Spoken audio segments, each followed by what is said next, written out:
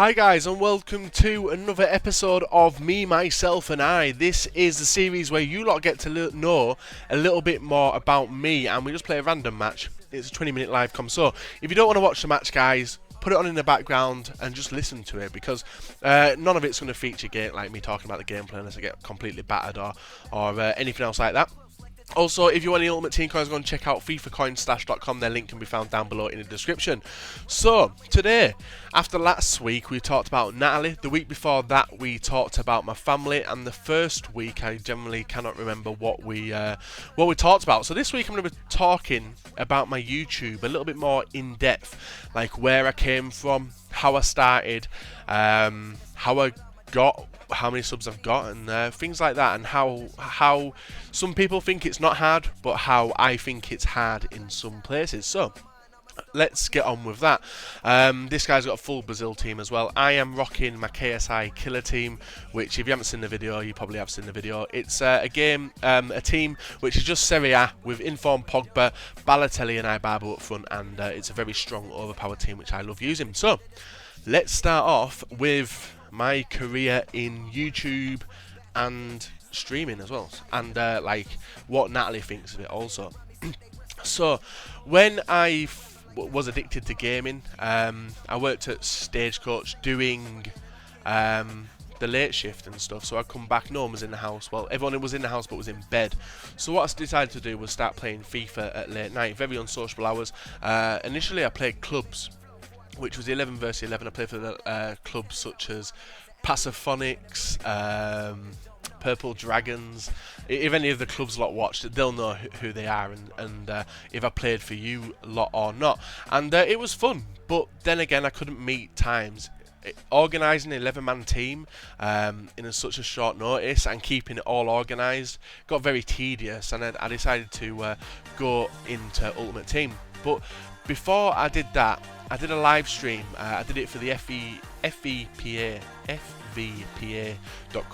It's a very well sought after clubs forum where you can go and organise a team which you want to go and play for. You can get trials at teams, and if you're interested in that, go and check out the website because it is quite good. And I met a few people on there, and I also become a moderator on the website. So me being a moderator on the website, I organised like a charity live stream. It was going to be my first ever live stream, and the Twitch username Bateson87HD was created, which you all know now as a 30,000 plus followed Twitch channel, and it holds over 2,000 people in there. But that's just the start of it, because after I streamed clubs, it got very boring, not enjoyable.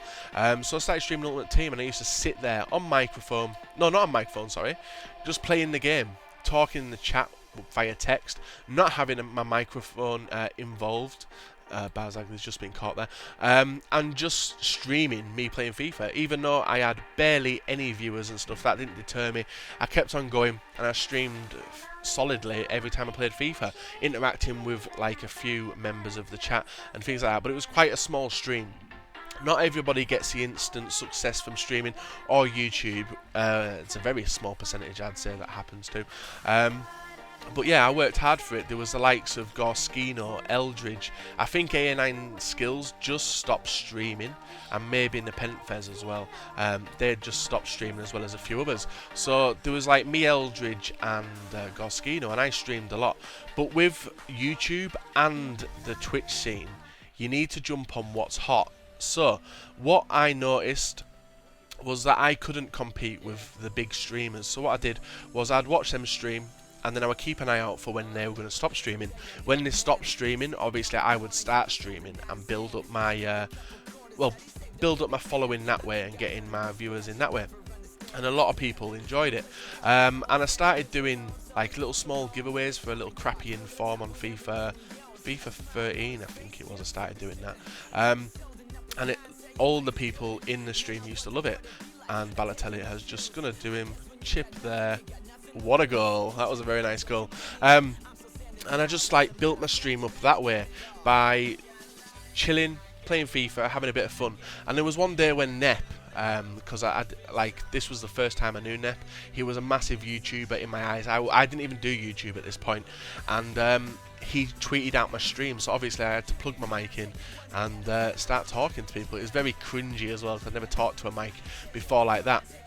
And then a few days after that, I started up my first started up my first YouTube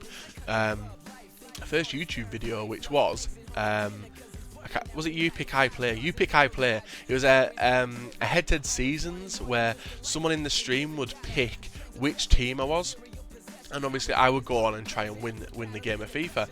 Quite a simple series it was, and a lot of people liked it, but it wasn't the series which would blow my YouTube up. Now, the first 1,000 subs is definitely the hardest sub gain you can get when doing YouTube. Now, also this video, if you are a YouTuber yourself, it might offer you a bit of support. It may give you a few ideas as well, to help you get your channel up there and sort of. My channel is successful, but it's not as good as it could be. But it'll give you opportunity to maybe try and get a few more subs, have a bit more fun on the game, and interact with the community as well. Because every YouTube style of video has a community, and the FIFA community is not bad at times, but when it's good, it's fucking good. Like, people working together, people offering help to people. You'll see me on Twitter. If you follow me on Twitter, you'll know. Well, some of you should know anyway, that I do aim to help out anyone who asks me any questions, whether it be what capture device do I use and things like that. Now, everyone, when I first started doing YouTube, was using the PVR1, which was a Hauppauge PVR1. Didn't have HDMI cables or anything like that. It was I can't even remember what the cables were now, but it was a very bog standard thing, but it was a massive investment. I bought it to record clubs games, but instead I turned it into recording videos and making YouTube videos. Now, the computer I had was pretty shit. The content I was putting out was pretty shit, but I didn't expect anything of it. I was doing it for a bit of fun. If anyone watched my videos, I was happy at that. And within Twitch, like, constantly streaming at this point still, not getting a lot of viewers, but having people enjoy my live streams, and I always saw myself as a FIFA live streamer, and people enjoyed that, coming to the stream, interacting with me. And then all of a sudden I started getting a bit more confident in my fights. So if you watch the first video back, if you go to my channel, search for like Me, Myself and I, you can watch the first ever YouTube video I did on FIFA, and how bad the commentary was. Mind, it's not much better now, but it's a lot better quality than it was, that's for sure. So I constantly streamed. I streamed a lot. I put a lot of effort and money into my live streams, because people on Twitch love pack openings. Whether you like watching them or not, people love a live stream. But for you to have a live stream, obviously you got to invest money, which is what I did. I invested a lot of money. But yeah, I met the likes of Jesse, R9 Rye, Fluda, Curtis Morton, Capgun Tom. These are just some of the few names which popped by my stream, and I obviously started a relationship. Not a gay relationship, you know, this could be a barbo through. And I've failed there, should have done better. And I started a friendship with them, talking to them, getting advice off them, and putting what they offered into videos and stuff. So I started uploading squad builders, because squad builders back in the day were the thing on YouTube. This was way before pink slips and wager matches come about. But that's what I'm going to talk about a little bit more as well, is trends. Now, with me streaming a hell of a lot on Twitch, you're obviously going to invest a lot of money into packs, which is what I did. And I wasn't partnered with Twitch at this point, so I wasn't getting any revenue from the stream. I was just playing FIFA, and I wasn't even partnered on YouTube. I had less than 1,000 subs. But when I hit that 1,000 sub mark, it was one of the most proud moments I have had in my life. Like, 1,000 people subscribe to your YouTube channel. It's a fucking huge number. Really huge number it is. And I was so proud of it. And I started pushing my YouTube a little bit more. I started doing more squad builders, pack openings, things like that. But the content was not daily at this point. It was like every couple of days. And the views weren't there either. It was a very mixed, boring channel. It was like, looking back on it, when you first start out, you think, oh, this is the greatest video ever. But genuinely, mine were the worst. Like, they were very bog standard, not fun at all. and I don't know why anybody liked them or watched them. I just still don't know that to this day, like some of them. But with you building a network within YouTubers, you start to have get ideas from people, and obviously with the FIFA YouTuber, it's very difficult to do things differently because the game's very limited in what you can do, and you're basically left to stepping on people's toes, really. Like the series I did, there were squad builders, pack openings, and that was it. Very standard YouTube stuff for FIFA. But I decided to move on to do something called the Wager Showdowns, and when I thought of this idea, I was so fucking buzzed about doing it. I was so happy at wager matches, man. I was not bad at FIFA, I was not the best, but I could win more than a loss, and obviously that would leave me high up. So I made the Wager Showdown series. If you were one of the first subscribers, you will know how buzzed and excited I was over it, and it still continues to this day now. I think this will be like season 10, because we ran it in FIFA 12, FIFA 13 and now FIFA 14 as well, and I still enjoy making it. Even though some people on my channel don't understand it, it's there for the hardcore viewers, and it's a series I pride myself on. A lot of people, a lot of YouTubers have a series they're proud on. You've got Nepenthes' Ruin a Randomer, you've got R9 Rise FIFA Fever, I think it's called, and you've also got Kazui's Super Sundays. Now they're just some series which I know off the top of my head. I may be missing out on some people, but I decided to build my channel up that way, and then I got talking to other YouTubers, the likes of Danny and everyone, and getting to network, because networking's a big thing about YouTube. You're not aiming to do it, but it just happens. Talking to people on a daily basis, like you all know about the hub call. Well, it's not even the hub call, it's just a call with friends in it, where we talk about life, FIFA, YouTube, and it's fun, and I enjoy talking into it when I'm editing my videos daily now. What a finesse that was from, who's that, Marquisio? Yeah, it was. And then I got to know the likes of Nep, obviously, because Nep's a lot older than most people, and I'm a lot older than most people. You obviously relate to some people better than others, and I've always had a close relationship with Jesse and Tom as well, because they knew me before I even did YouTube as a full-time job. I actually think that this video is gonna maybe leak on to next week as well, because there's so much to talk about still. So around this point, I was on got up to 17 or 16,000 YouTube subscribers, which was a huge number in my eyes, and I was doing squad builders, still not doing daily videos, but then I was still nailing live streams. I had 25,000 followers on Twitch. I still claim myself as a FIFA streamer rather than YouTuber, even though I was partnered on Twitch and partnered on YouTube as well. I got partnered with Yaush, and I'm still currently with Yaush, but I know that I made a rash decision going into partnership with Yaush, because being a UK-based YouTuber, the Yaush don't really entertain UK-based people, and I made a rash decision joining them, and it's affected me for 2 years because I'm still with them now. But I won't talk about that a lot. So anyway, a big thing happened. I was live streaming one night. KSI started streaming. Now this is where people think KSI made me. This is a quote I get like every couple of weeks on my channel, like, oh, you'd be nothing without JJ. But before I played JJ, I had 16,000 subscribers, which was a lot at the time for me, and I was proud of it. And then I played JJ in the live stream, and we all know what happened then for his pink slips, and then we did a double or nothing for his full team of the year. Now obviously I got a huge boost on my channel then, which was, I think it was around 4,000 subscribers, so it took me over the 20k mark, and a lot of people were disgruntled and said that JJ made me, but I'm now on 170 odd thousand subscribers, and I haven't played JJ in a long time apart from this week. Obviously if you miss them videos you can check them out. So instead of doing something with the team of the year, I made some YouTube content with them, and I also decided to sell the players and sell the coins and get it for real life money, because I wasn't making a revenue off YouTube. I was still working at Stagecoach.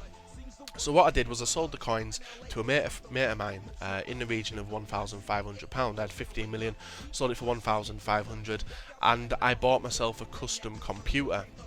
Now the reason I bought myself a custom computer was because the computer I had now was fucking terrible. Well, then it was fucking terrible. It was a Acer all-in-one computer, and the editing abilities of it were horrendous.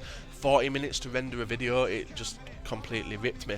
And there was also one downfall to live streaming and YouTube, and that is my crap internet. I have a 0.9 megabyte upload, which is why my streams are in low quality, and the main reason why I don't stream now, because people want to see high definition quality streams, and unfortunately I can't offer that to people. But as soon as fibre optic does come to my town, I will be straight on that stream hype and streaming every time I play FIFA. So playing JJ took me up to like 23, it took me over the 20,000 mark anyway, and then it was like slow and steady growth until 50k. Now when I hit 50k, Nep asked me to work with him to do a 1 million coin wager. Now me doing these wager series then, and knowing Nep as a close friend as well, it was beneficial for everyone, because one, I would take the coins off Nep. Well, that's what I thought in my head. I thought I'd smash Nep, but because wager matches were getting put into the community now, all my videos picked up a lot of residual views, and it boosted my channel a hell of a lot. So when I hit 50k, I played Nep on his channel, and obviously lost 1 million coins, and it was painful. Not gonna lie, losing 1 million coins is painful.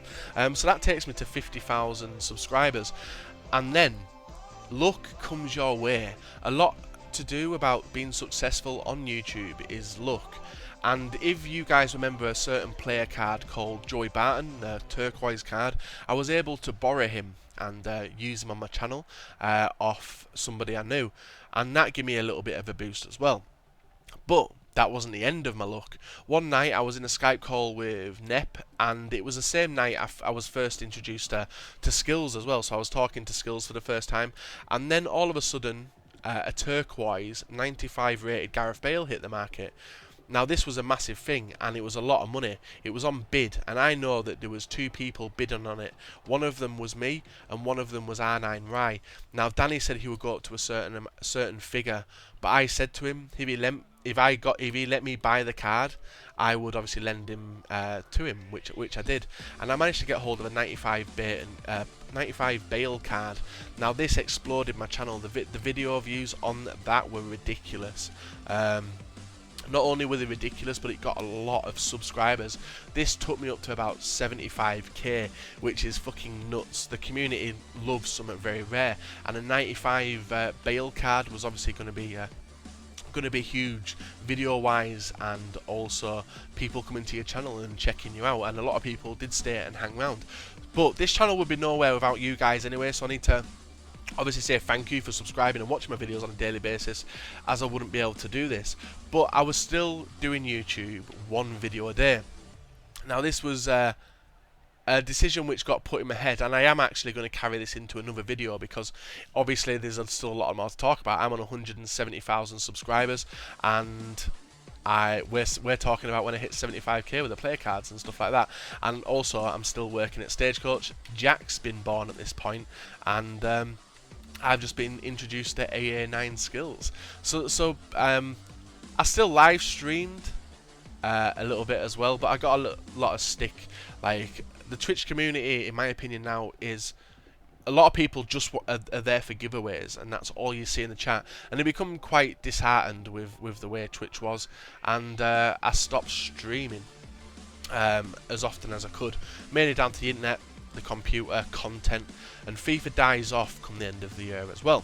So we got the Bale card, we put that out there, and obviously EA took the Bale card back off me, and this was because the card wasn't going to be created. It was created by someone on customer support, and it was painful, the fact that Danny had him in his club and EA decided to take him off me. So me and Danny played a game, me against, I had Joey Barton, I was able to borrow Joey Barton, and he had my Bale, and then obviously EA asked Danny to discard the Bale, which was fucking that's probably the most painful thing on YouTube, especially.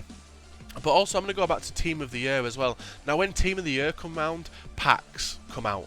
These were to get Team of the Year packs, and I was live streaming at this point, and I invested a lot of money, like I mean £500, into opening packs on that one night. Over the period, I think I probably spent about £1,000. Now, I wasn't getting revenue from Twitch, well, good revenue from Twitch. I wasn't getting good revenue from YouTube. It was just like, if you're a smaller YouTuber, you will know how much I will have got. It was it was like pennies. Like, I was getting barely anything, like a game a month basically. That's all I could afford. What a finish that was. And I invested a lot of my real life money. This obviously was a bit of a dangerous thing to do, but it paid off for me.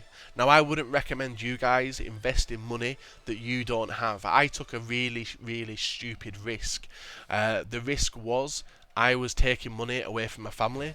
I was also not guaranteed to get the money back, and I was basically, my weekly wage, I was spending half my weekly wage on FIFA packs. Now, looking back at this now, it was stupid, and I would not recommend anybody doing it, because it can leave you, especially if you can't afford to do it, it can leave you in a bad position with your family, your friends and everything. But thankfully, my luck turned, and with the Team of the Year, my channel took a massive explosion as well, like 5k viewers in my live stream, and also the content on YouTube. I'm playing KSI, it was all around that point, so it exploded my channel. But I will reiterate that, because budding YouTubers out there, don't spend what you don't have, because there's no guarantee that you will get that money back, because buying packs is a gamble. I know that, everyone knows that, and you need to be careful what you spend your money on. Now, I'm in a position now where I can just do what I want with packs. I can open as many as I want, but the repercussions are still there. Like, I'm spending my money, but obviously I'm doing it from a Twitch revenue, which I make now. So anyway, that's it guys. We got up to 75,000 subscribers. Make sure you smash that like button if you've enjoyed it, and I will talk a little bit more next week about this, because we've still got another 100k to go in my YouTube career. One of them being the decision to leave my job and do it, and the other is going to be discussing how my family took it when I made the decision to quit a full-time job fixing HGV vehicles for Stagecoach to making videos on FIFA, a video game which like the age is like between 10 and 20 in it. That's what people play, video games. So we'll discuss that in the next video. If you guys could smash that like button, that'd be very much appreciated. If you could subscribe for more awesome FIFA 14 next gen content, that would be fucking awesome as well. And comment in the section below about what your experience is. Even if you're a YouTuber yourself, let me know if you agree with the way I've done stuff. And in the next episode, if you let me know what you want me to talk about in the next episode, that would be awesome as well. And I'll try and give you a bit more emphasis on certain aspects of my YouTube career. And if I can do anything to help you guys as well, also let me know that. So until next time guys, see you all later. Have a very nice day. And obviously this video's come out on a Tuesday. There will be a decent video coming out tomorrow, so make sure you're there to check that out. And until next time guys, see you all later. Have a nice day.